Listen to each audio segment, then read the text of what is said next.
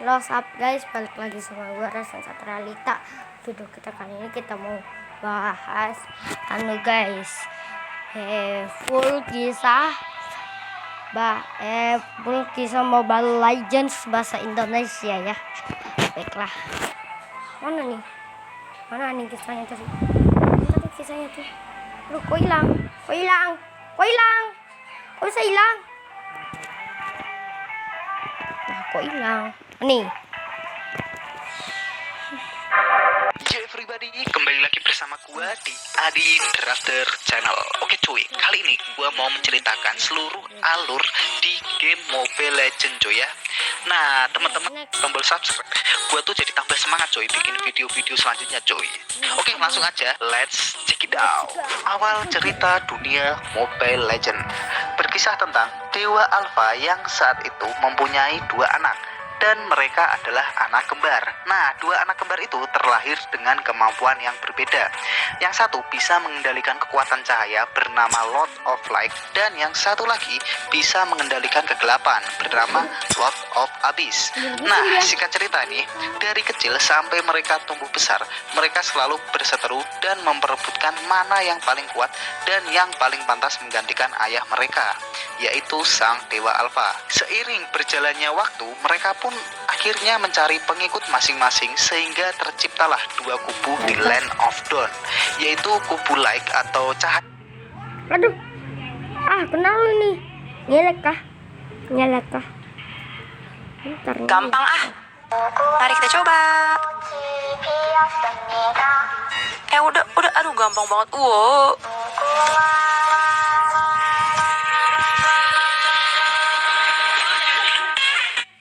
Dan kubu Drak atau kegelapan.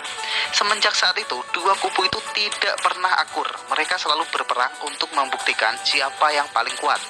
Nah, singkat cerita nih, akhirnya Lord of Light dan Lord of Abyss bisa berdamai coy. Akan tetapi, dua kubu pengikutnya malah masih saling perang terus-menerus. Nah, suatu hari nih, ada sepasang kekasih yang saling jatuh cinta. Tapi sayangnya mereka terlahir dari dua kubu yang berbeda. Nah, akhirnya mereka saling mencintai dengan saling sembunyi-sembunyi. Akhirnya mereka menikah, dan dalam pernikahannya mereka dikaruniai seorang anak. Mereka berharap suatu saat nanti anak mereka bisa menjadi seseorang yang membawa kedamaian di Land of Dawn. Akhirnya mereka memberi nama anak itu dengan nama Lunok, yang berasal dari bahasa Latin yang terdiri dari kata lumen yang berarti cahaya dan nok yang berarti gelap atau kegelapan. Dengan nama itu, orang tuanya berharap si Lunok nanti bakal menjadi penyeimbang di antara kubu cahaya dan kubu kegelapan. Ternyata Lunok terlahir dengan bakat yang luar biasa, yaitu bisa mengendalikan kekuatan cahaya dan kekuatan kegelapan. Lunok tumbuh besar dengan menyaksikan peperangan yang mengerikan. Peperangan itu menghancurkan segala sesuatu yang dia miliki, termasuk kedua orang tuanya, yang harus mati membela kubunya masing-masing. Sebenarnya Lunok belum sepenuhnya mengetahui kemampuan yang dia miliki. Akhirnya sang Dewa Alpha memanggilnya dan mengangkatnya sebagai anak.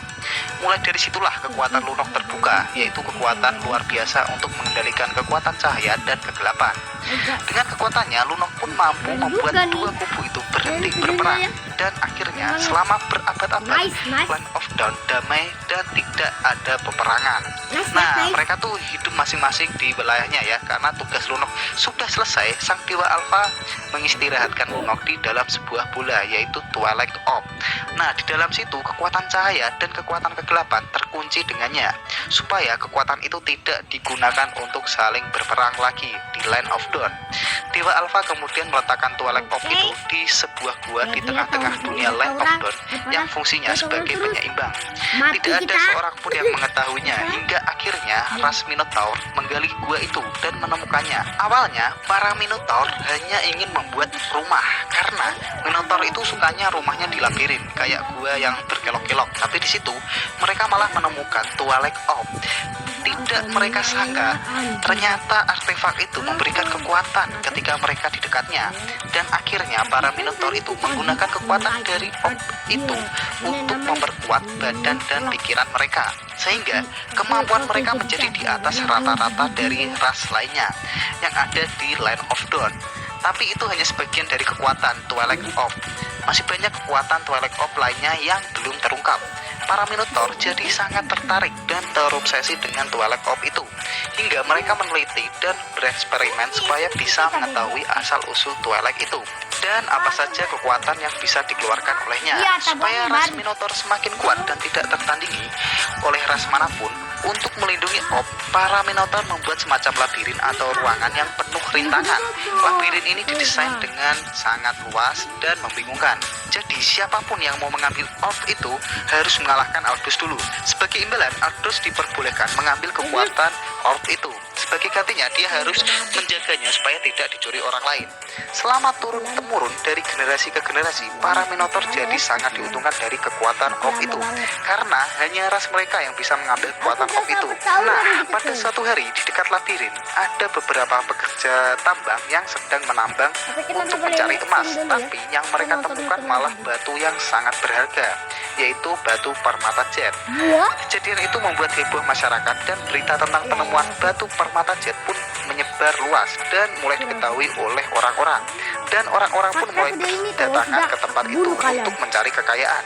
Bahkan orang-orang sampai tega melakukan kejahatan untuk bisa mendapatkan kekayaan dan kekuasaan. Akibatnya orang-orang menjadi jahat dan tidak manusiawi gara-gara memperebutkan harta dan tahta.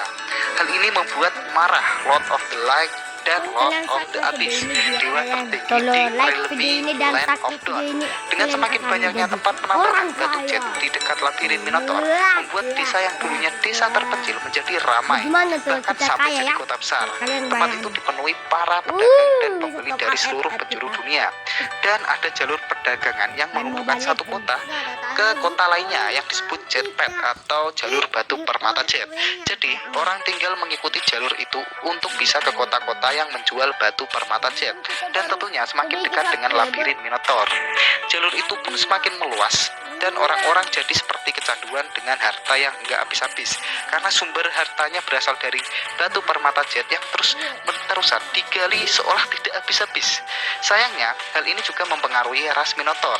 Mereka yang tadinya ras paling terhormat, kini jadi tergoda dengan harta yang ditawarkan oleh batu permata jet. Di dalam labirin itu, tiba-tiba orb bersinar dan seorang Minotaur pun mencoba memeriksa kenapa orb itu bisa bersinar. Twilight Orb itu memancarkan cahaya yang menutupi labirin itu seperti sebuah kubah atau pelindung. Di saat yang sama, kekuatan amarah dari Lord of Light dan Lord of Abyss, anak dari Dewa Alpha, turun. Tapi labirin itu terlindungi berkat orb itu. Di luar labirin terjadi kehancuran yang luar biasa. Semua bangunan, jalur batu permata, pusat perdagangan turun.